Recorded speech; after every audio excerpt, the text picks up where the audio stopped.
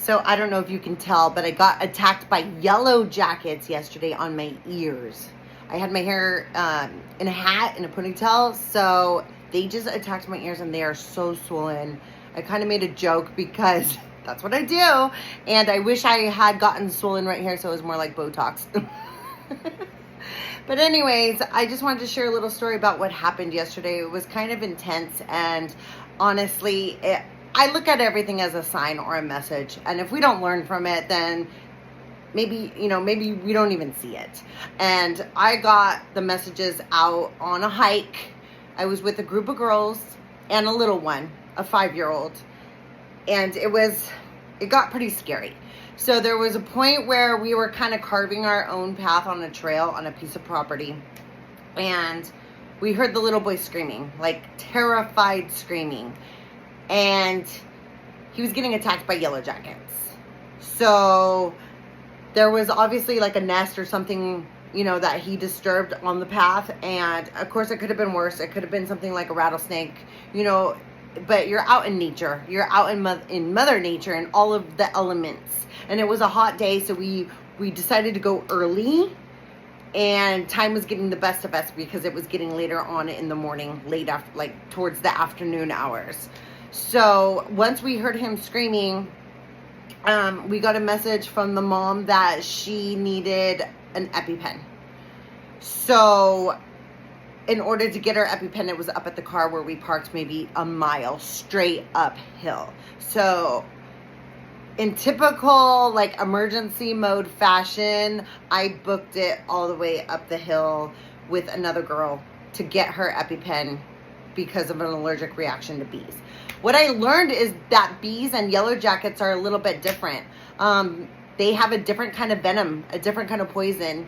And also I learned that yellowjackets are a little bit more aggressive. They're like the pit bull of the family. Like bees are more docile, so yellowjackets will just come and sting you just because.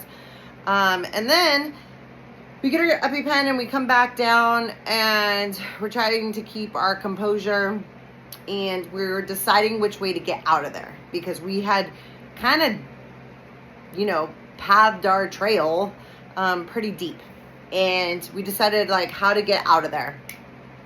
And do we go back the way we came? That might add a little bit more trauma to the boy who got stung because he was terrified.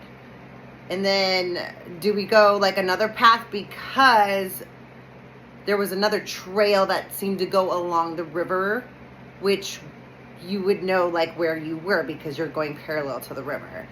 Well, we decided to split up and take different paths. Somebody goes up the hill, the long, crazy way through the yellowjacket terrain and get the car. And then another group of us go on the path. So along the path, it was really pretty. I had enough water. I felt like I was halfway prepared, but I wasn't all the way prepared. I could have had other things with me that I didn't have. But I was hydrated, I had extra water, and I had a hat, and I had a long sleeve. So I was pretty much covered from the sun. I'm walking along the path, and I trusted that we knew where we were, and we were going to come out where we were supposed to come out, which is a parking lot. Well, terrain changes over months, just in a season. It can turn drastically. Just because you've been there before doesn't mean it looks exactly the same. And then water. That's another thing. Creeks can dry out. Creeks can raise up into almost rushing water. They can widen and deepen. So it just, it depends on how much water is there at that time. So we started taking the trail, and I felt like it was a safe trail because there was horse manure, and there was markers. And I'm like, okay, we're going to come out somewhere. And that somewhere just never came. We kept going, finding the markers, and we're like, oh my gosh, this is not good. Well, super grateful, super lucky that I had my signal from my phone. There was Wi-Fi. So I was able to get on a phone call with our friends who took the truck. And then I was able to download the app All Trails. This trail wasn't even on All Trails, but it does mark your location and shows you exactly where to go. So that part was very thankful that our phones were working and I had signal and I had plenty of battery. That's another thing I was thankful for. So a lot of messages started coming through at this point. I had already been stung by yellowjackets, and I think getting stung on both of my ears was a clear message to listen. Listen to my intuition. Listen to what I know deep down inside. Not that I don't trust anybody else's evaluation or opinion or anything, because who doesn't want to be a passenger? Like, I wanted to be a passenger on this ride. I wasn't planning to be the driver. I was planning to be the passenger on this trip. And then I got into driver mode, where I'm like, okay, stung on both of my ears. That's my cue to listen. And then I downloaded All Trails and I looked at where we were going. We were going completely the opposite way of the parking lot where we thought we were going. And I don't know how long, but it was long enough where we were overheated. We had a 5-year-old. We weren't prepared for an extensive hike like that.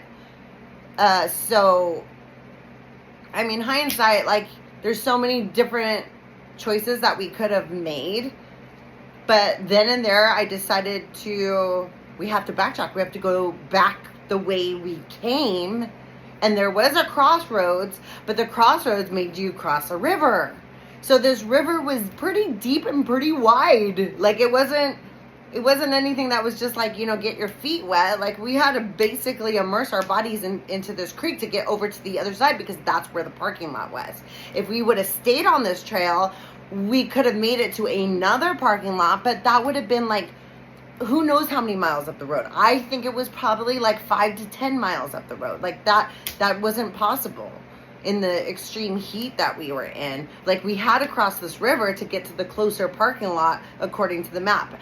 And I love maps. I love geography. I love navigation, love figuring out where I am. And I decided that I needed to take the driver's seat. I was like, okay, switch, Chinese fire drill, get into the driver's seat and make executive decisions. And it's not to say that anybody's wrong, but it just means that I needed to trust myself. That was the message I got. Trust your intuition, listen to yourself, and take the reins, ready, set, go. And I crossed the river first and left them behind so that I would make sure that the signage on the other side was the right direction of where we were supposed to be headed. And it was, and super thankful. And they all crossed. We had backpacks, we had, a 5-year-old. So that was just the main focus point of wow, this is extreme elements right now. So crossed the river, and it was where the parking lot was, and we made it to the other side, and just super thankful and just appreciating the land, the space, giving it our thanks and gratitude of saying we understand Mother Nature can be harsh and the elements out there can be, pretty devastating, but we were grateful that we found our way and that we were basically just given the message of listen to yourself. I'm sure everybody got a different message. This was just my message. But it was to trust yourself, believe in yourself, stick to your guns, and blaze that trail. And so, typical Aries fashion, that's exactly what happened, and we made it to the other side, and our friends were there in the car waiting for us. So it was a blessing, and it was also a lesson. I feel that everything in life is a huge lesson, so if we don't learn from it, then it just gets repeated, or sometimes we don't even see it. Sometimes we just walk around blindly. So, getting stung on both ears today, I don't have any allergies. I'm thankful for that. And I just feel like I have a little bit of swollen ears, and that's perfectly okay. So I just wanted to share that experience with you. And what it comes down to is trusting yourself, trusting your intuition, taking the reins, because nobody else is going to save you. You get to save yourself. You get to be your own hero. You get to be your own savior. So there it is. And I'm happy to share that message with you today with a happy ending. And some of you might think, like, what does that have to do with food? Well, I connect a lot with intuition and intuitive eating. So that's what it has to do with food. It has to do with, like, what are you putting in your body? Are you clearing out your vessel? Are you being a clean vessel so that you can receive this type of information? We are antennas. And if we're filled with processed food, we are not going to receive that information. So there is a connection. It just, like, connect the dots, along the way. And I will talk a lot about the intuitive journey and intuitive eating and just intuitive everything. Like, your heart knows, your soul knows deep down inside what the real answer is and what the truth is. You just have to trust it and find it and listen.